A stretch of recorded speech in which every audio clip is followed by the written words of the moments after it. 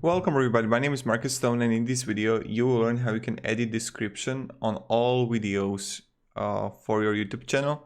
So let's start. First, let's click videos here, and what you want to do is just click here on the select all button, and you can select all, then click edit, and you can just easily find a description here.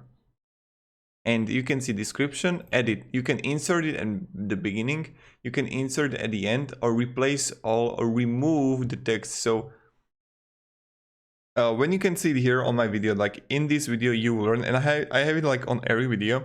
So if I would click remove and I would just write in this video, this in this video would change.